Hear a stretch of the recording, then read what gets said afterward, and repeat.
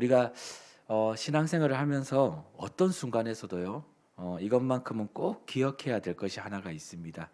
그것은 무엇이냐면 오직 예수님 말고는 나를 구원하실 수 있는 분은 단 한 명도 없다. 단 한 사람도 없다. 그 어떤 누구도 없다라는 사실을 우리는 그 사실을 믿는 믿음입니다.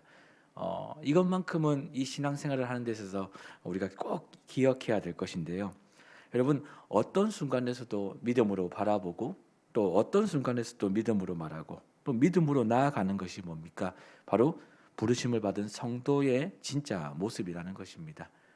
근데 우리가 이렇게 하루하루를 살아가면서 우리의 또 인생과 우리의 삶을 한번 돌아보면 실상 어떻습니까? 우리는 믿음을 가지고 살기에는 또 그렇게 살지 못하게 하는 내 개인의 상황과 또 여러 가지 삶의 난제들이 사실상 너무나도 많다라는 겁니다.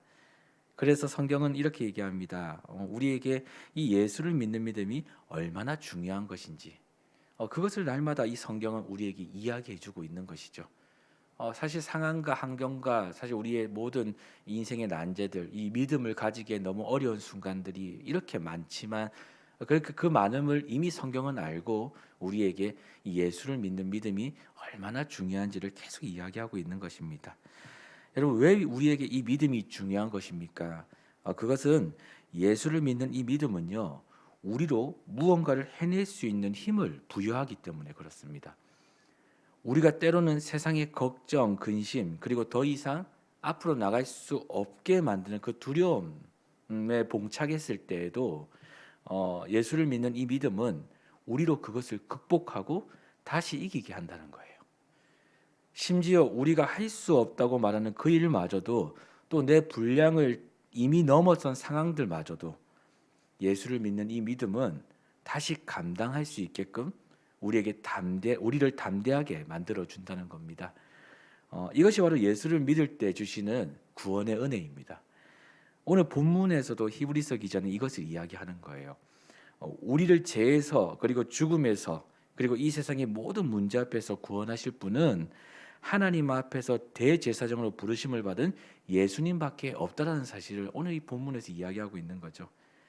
예수님은 아론과 레위 지파와 달리 죄의 틀에 갇힌 연약한 인간으로 부르심을 받은 대제사장이 아니라는 것을 이야기하고 있고요. 또 예수님은 어떤 분이냐? 하나님이시자 그 하나님의 말씀이 육신이 되어서 이 땅에 오신 죄 없으신 완전한 대제사장이라는 사실을 오늘 이 히브리서 말씀에서 이야기하고 있는 겁니다. 그런 예수님이 어떻습니까? 누굽니까? 죽음의 문제와 죄의 문제 그리고 우리 인생의 모든 희노애락의 문제 앞에서 통곡과 눈물로 기도하셨다라고 얘기해요. 그리고 우리를 포함하여 모든 인류의 죄를 속죄하기 위해 하나님으로부터 부르심을 받은 이 대제사장의 사역을 죽기까지 순종하셨다라고 이야기합니다.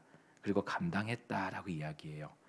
그분은 뭡니까? 누굽니까? 하나님의 아들이시지만 고난을 당하심으로 말미암아 순종을 배우셨고 또 부르심에 합당한 구원을 온전하게 이루신 분이다라는 사실을 우리는 오늘 말씀을 통해서 알게 됩니다. 여러분 이것이 무엇입니까? 바로 하나님이 저와 여러분에게 베푸신 이 또한 구원의 은혜입니다. 오늘 히브리서 기자는 여러분 이런 대제사장이신 예수님을 소개하는 것을 잠시 멈춥니다. 이 이야기를 계속 이어가는 중에 오늘 본문의 이 11절에서 보면은 이 이야기를 잠시 멈춰요. 그리고 무슨 이야기를 하냐면 갑작스레 두 부류의 사람을 나타내며 이야기를 하며 우리의 모습을 한 번 더 조명하게 만듭니다. 첫 번째 사람은 누구냐? 바로 젖 먹는 자입니다. 젖 먹는 사람. 본문 11절에 하반절을 보면 이 젖 먹는 자는 단단한 음식을 못 먹는 자이며 또 말씀의 초보다 이 말씀의 초보인 사람을 이야기하고 있어요. 신앙생활을 했던 시간이 지나면 지날수록 또 경륜이 차고 몸집은 커졌지만 실제 하나님의 말씀을 잘 모른다거나 한 번도 하나님이 주시는 말씀에 순종하며 살아보지 못했다는 거예요. 말씀은 잘 알지만 그 말씀대로 한번 살아보지 못한 거죠. 예수님이 자신에게 부르심에 따라 그 사역을 감당하며 순종하기까지 그 사역을 이루셨던 그 모습을 따라 살아본 적이 없다라는 거죠. 오늘 들은 말씀이 일어난 상황 앞에서 어떻게 됩니까? 사라진다는 겁니다. 또 오늘 말씀을 통해 받은 은혜가 내 삶에 일어나는 문제로 다 쏟게 된다는 거예요. 여러분, 우리가 은혜를 받을 때마다 꼭 누구인가가 찾아옵니다. 이건 참 이게 아이러니한 사실인데요. 신앙생활 하다 보면 참 신기한 일인데 은혜를 받고 나면 꼭 함께 찾아오는 게 뭐냐면 이 사단의 계략입니다. 이 사단의 어떤 우리를 또 이 흔드는 사단의 어떤 책략이죠. 여러분 사단은 꼭 우리가 은혜를 받을 때마다 기다렸다는 듯이 우리에게 찾아와 항상 이것을 하나 뺏어갑니다. 여러분 무엇을 항상 뺏어가는 줄 아십니까? 그것이 바로 믿음입니다.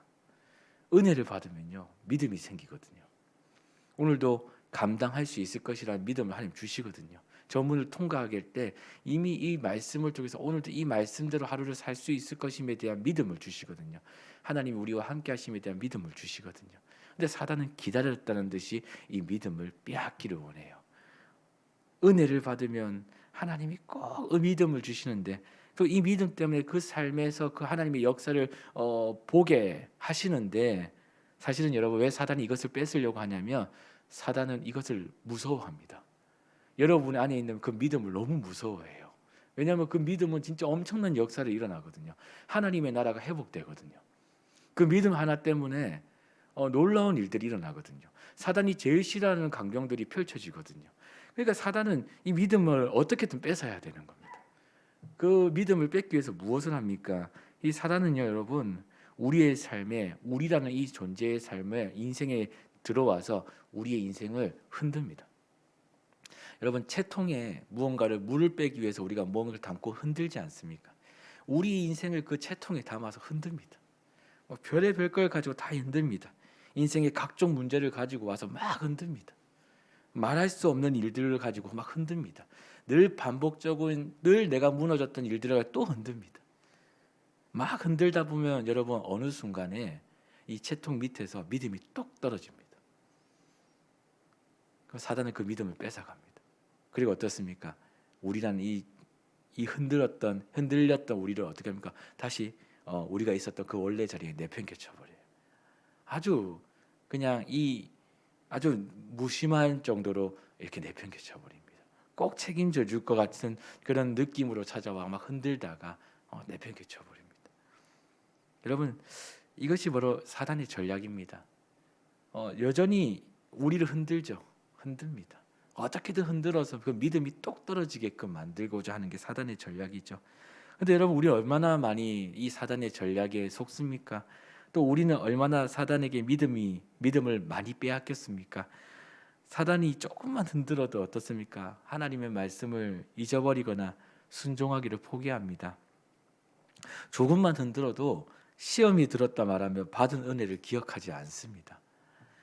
조금만 흔들어도 예수님이 나의 구원이심을 믿지 못하는 거예요. 그리고 세상에서 구원을 다시 찾으러 떠납니다. 이게 우리의 모습이에요. 우리의 약함이죠. 우리의 연약함입니다. 사단은 이걸 원하는 거예요. 오늘도 우리의 모습 속에서 이렇게 반응하기를 원하는 겁니다. 이런 사람을 오늘 히브리서 기자는 뭐라고 합니까? 신앙생활은 오래 했지만 여전히 단단한 것을 먹지 못하는 젖먹는 어린아이다라고 13절 말씀이 이야기하고 있어요. 그렇다면 여러분 반대로 또 한 부류가 등장하죠.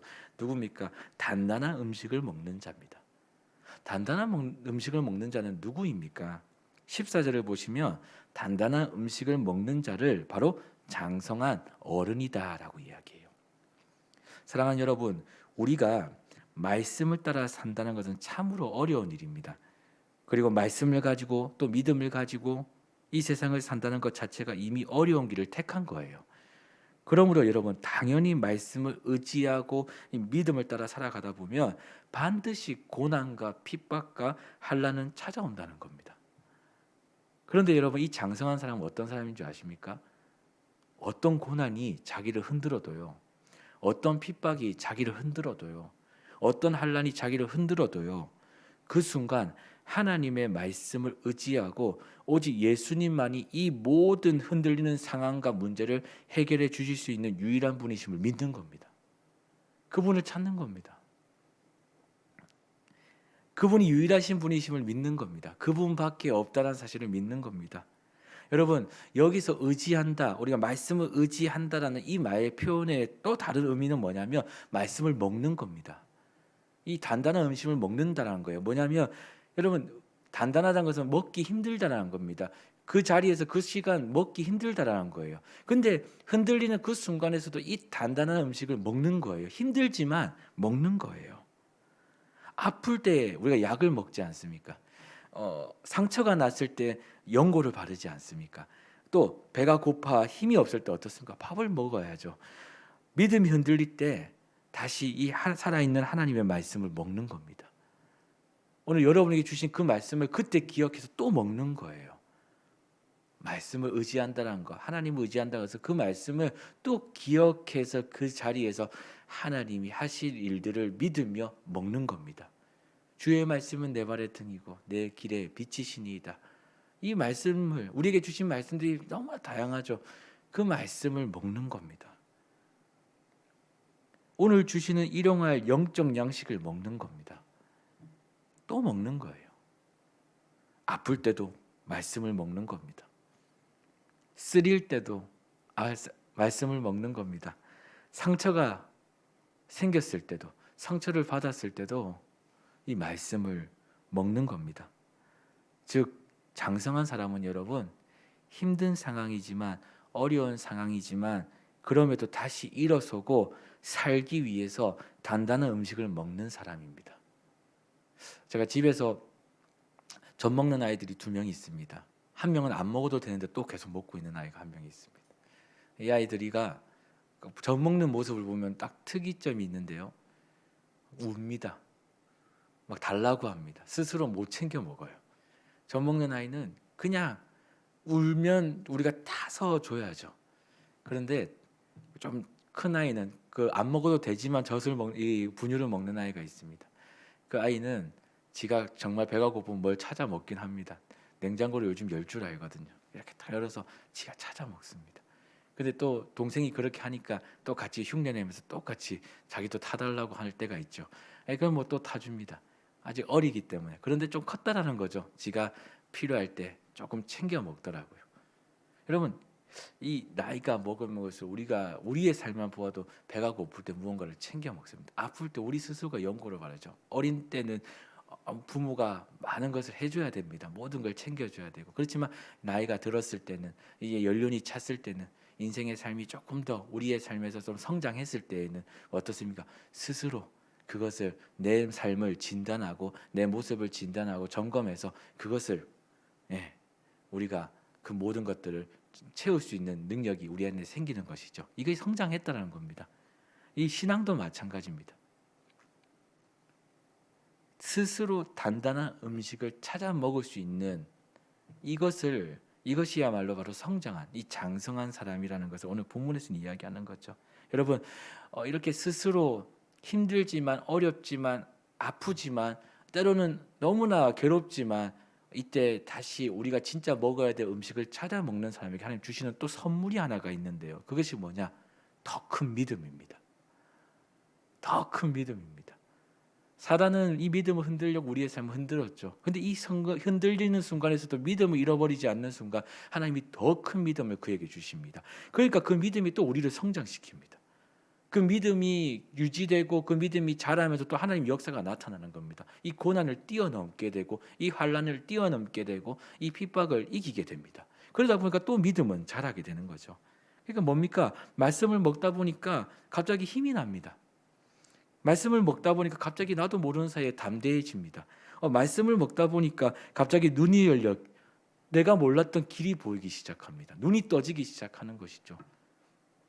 말씀을 먹다 보니까 어느새 무엇이 옳고 그른 것인지를 정확하게 판단할 수 있는 지각이 생기게 되는 겁니다. 그러니까 믿음은 모든 것을 우리에게 선물로 줍니다. 믿음이 있을 때 그때는 무엇이냐? 하나님의 역사, 하나님이 일하심을 우리가 보게 되는 것이죠. 우리의 영역이 그 다음부터는 아닌 거예요. 우리가 할 수 있는 것은 뭐냐? 말씀을 먹는 겁니다. 그리고 그 말씀에 순종하는 겁니다. 쓰리고 아프지만 그 말씀을 의지하는 겁니다. 우리가 할 수 있는 일은 여기까지예요. 그럼 그 다음부터 하나님은 우리에게 믿음을 주시고 하나님이 하나님의 일들을 이루십니다. 이 역사가 하나님 무엇을 보고 이루시냐? 우리의 믿음을 보고 이루시는 것이죠. 그리고 여러분 또 다른 것을 보게 됩니다. 저와 여러분이 성장해 있는 모습을 또다시 보게 되는 것이죠. 사랑하는 여러분, 우리는 날마다 말씀을 의지하고 예수를 믿는 믿음으로 성장해야 되는 사람입니다. 오늘 여기서 멈춰 있으면 안 되는 거예요. 오늘 우리의 삶에 흔들리는 모든 순간들이 오면 우리는 기억해야 됩니다. 오늘도 이 자리에서 하나님은 말씀을 먹기를 원하는 거예요. 예수 그리스도의 이름을 또 한 번 그 자리에서 기억하기를 원하는 겁니다. 여러분, 어떤 하나님의 역사가 일어나려면 하나님이 우리에게 먼저 요청하시는 것이 있습니다. 그 일이 일어날 수 있도록 그 안에 믿음을 채워야 돼요. 그 안에 믿음을 채워야 됩니다.